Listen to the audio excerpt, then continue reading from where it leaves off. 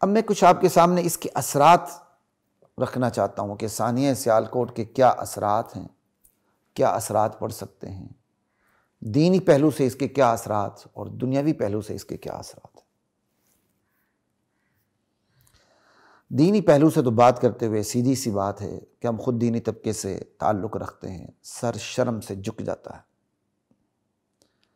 کہ ثانیہ سیالکوٹ نے ہمارا چہرہ مسخ کر دیا۔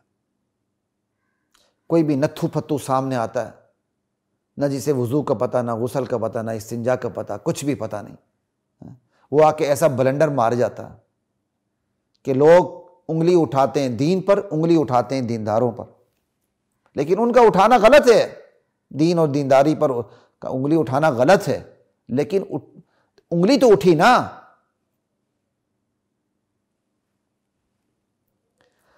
جو پہلے ہی دین سے دور ہیں وہ اس واقعے کو بہانہ بنا کر دین سے مزید دور ہو جائیں گے، جو دین سے قریب ہو رہے تھے ان کے لیے رکاوٹیں کھڑی ہو جائیں گی۔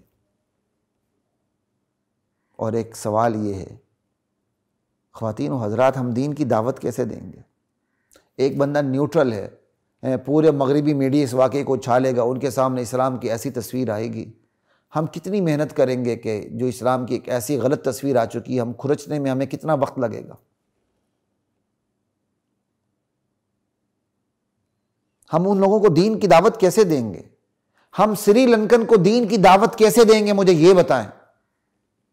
لوگ اس کا نزلہ دین پہ گرائیں گے، دینی جماعتوں پر گرائیں گے، حالانکہ نہ دین پہ گرتا ہے نہ دینی جماعتوں پر گرتا ہے، دین اور دینی جماعتیں اس سے مبرہ ہیں۔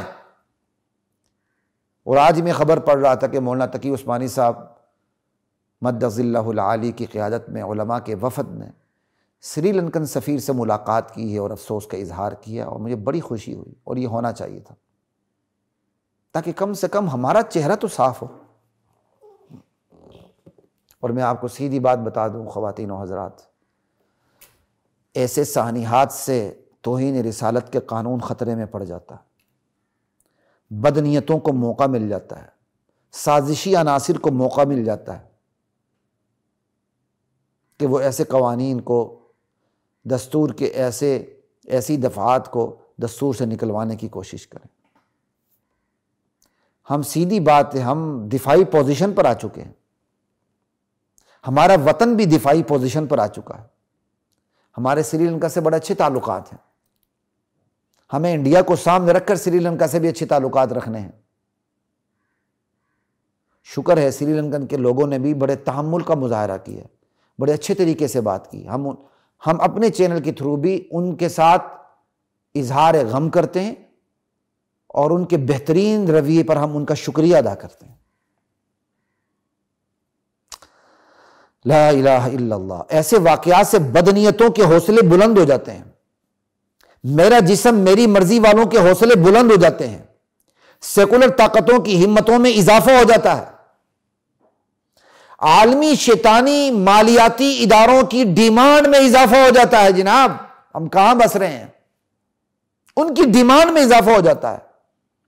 عالمی طاقتیں، عالمی مالیاتی ادارے جن کے سامنے ہم کشکول کھول کے بلکہ پورا لباس اتار کے جاتے ہیں، وہ ایسے واقعات کو ایک جزوی واقعے کے طور پر نہیں دیکھتے، وہ کلی تناظر میں ایسے واقعات کو دیکھتے ہیں۔ وہ ایسے واقعات کو دیکھنے کے بعد 2 ٹکے ہاتھ میں دیتے ہوئے شرائط کو مزید سخت کر دیتے ہیں اور یہ کہتے ہیں کہ انتہا پسندی کو اب اپنے ملک میں روکیں، اور انتہا پسندی کے عنوان سے وہ ہماری دینی سرگرمیوں پر پابندی لگاتے ہیں، اللہ کے دین کے داعیوں کے لیے مشکلات پیدا کرتے ہیں۔ لا الہ الا اللہ۔ پھر یہی نتیجہ ہوتا ہے کہ مملکت کے اندر عام ترین عہدوں پر دینداروں کی تعیناتی خود ایک مسئلہ بن جاتا ہے۔ بدنیت میدان میں اترتے، نہیں جی یہ تو سیکٹیرینزم کا شکار ہو سکتا ہے، یہ جی جذبات میں آ سکتا ہے، اس کو اتنا حساس عہدہ نہ دیا جائے، اور ایسے ہی واقعات سے ہمارا معاشی گہراؤ ہو جاتا ہے، شرائط سخت سے سختر ہو جاتی ہیں۔ لا الہ الا اللہ۔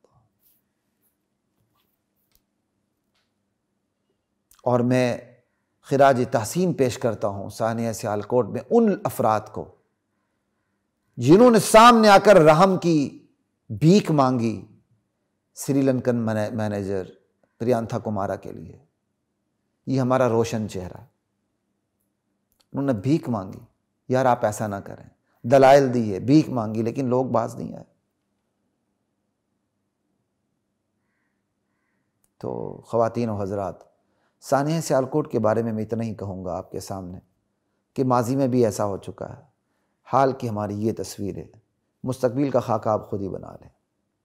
وجوہات پہ بھی میں نے کچھ آپ کے سامنے بات کر دی کہ جہالت ہے جس کا لازمی نتیجہ جاہلیت ہے، اور مسلمان معاشرے میں جہالت ہو تو پھر اس کا لازمی نتیجہ جو جاہلیت کی شکل میں آتا ہے وہ اسلام کا عنوان لے لیتا ہے، انا للہ و انا الیہ راجعون۔